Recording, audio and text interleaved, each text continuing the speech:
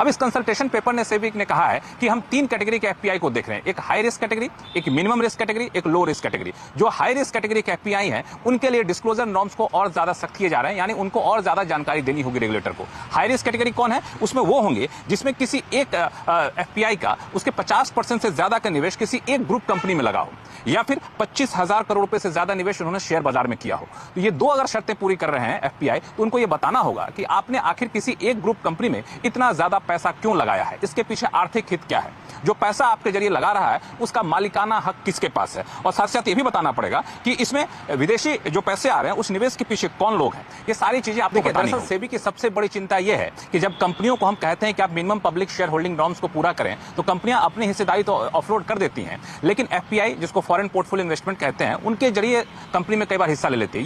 ये अंदेशा है सेबी को। दूसरा कि फॉरेन पोर्टफोलियो इन्वेस्टमेंट यानी एफपीआई के जरिए जो पैसा आता है वो कई बार बहुत मोटी रकम आती है, लेकिन बहुत ज्यादा पारदर्शिता ट्रांसपेरेंसी उसमें नहीं रहती है। इसलिए एफपीआई में जो के जरिए जो निवेश आता है उस पर ज्यादा कठोर निगरानी रखना चाहती है सेबी, और इसके लिए कंसल्टेशन पेपर जारी, सेबी ने कंसल्टेशन पेपर जारी रखा है। और सेबी का कहना है इसका मुख्य मकसद यह है कि सिस्टम में जोखिम को कम करना। एफपीआई पैसा लगाते हैं, निकालते हैं तो बाजार में उतार चढ़ाव काफी ज्यादा होता है, उस जोखिम को कम किया जाए, पारदर्शिता लाई जाए। और 20 जून तक सेबी ने कहा है कि संबंधित लोग इस पर सुझाव दें, उनके सुझाव आने के बाद फिर सेबी एक अंतिम फैसला जारी करेगा कि एफपीआई पर किस तरह से % चाहिए उनको ऑब्वियसली, और एक ही एफआईआई एक होगा जिसके पास 8 या 9% होगा। तो हम कई बार पूछते हैं कि कौन है, और वो अजीब सा नाम होता है, बहुत ही अजीब सा नाम होता है।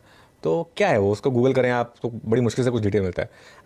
नॉर्मली जवाब आता है तो प्रमोटर का वेयर हाउसिंग है बेसिकली, तो क्योंकि अब उसको माल छोड़ना नहीं है पब्लिक के लिए, लेकिन एट द सेम टाइम वो नॉर्म मीट करना है, तो इसके लिए वो किसी और एंटिटी के थ्रू बेसिकली उसको रूट करा देते हैं। और एक जो बात हो रही है कि एक ही ग्रुप में हमने अभी रिसेंटली भी देखा था कि कुछ एफआईआईस की बहुत ज़्यादा होल्डिंग थी और सिर्फ उसी ग्रुप में इन्वेस्टमेंट थी, बाकी कहीं इन्वेस्टमेंट थी नहीं उनकी। तो इसके लिए वहाँ पर एक थोड़ा सा आपको एक खटका लगता है कि क्या आप पूरे देश में सिर्फ एक ही ग्रुप मिला आपको जहाँ पर आप इन्वेस्ट करना चाह रहे थे, बाकी कुछ नहीं मिला। तो वो मेरे ख्याल से एक प्लग इन करने का एक अच्छा स्टेप है ये। और इन चीज़ों से होगा क्या ना, इससे लोग डरेंगे basically, more than anything else. ये सब डिटरेंट का काम करते हैं ये एक्चुअली। उसके बाद एक बार सबको पता चल जाए कि सेबी देख रहा है, उसके बाद आप फिर वो करेंगे नहीं।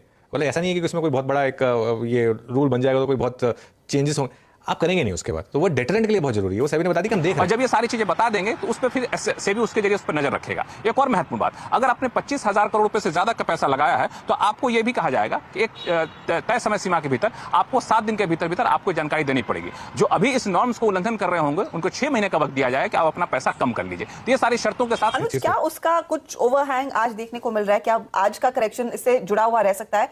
क्योंकि अब लोगों के बीच में डर तो होगा, स्पेशली जो इस तरह का काम कर रहे हैं, कि क्या और भी फ्लोस पर इंपैक्ट आएगा इवेंचुअली जब 20 जून को ये गाइडलाइंस फाइनल होती हुई दिखाई देंगी? मुझे नहीं लगता कि उससे, क्योंकि देखिए आज बैंक्स गिरे हैं सबसे ज्यादा, बैंकों में इसका कोई बैंकों में है नहीं, ठीक है ना? और वो भी एचडीएफसी बैंक और एचडीएफसी जैसे स्टॉक्स गिरे हैं।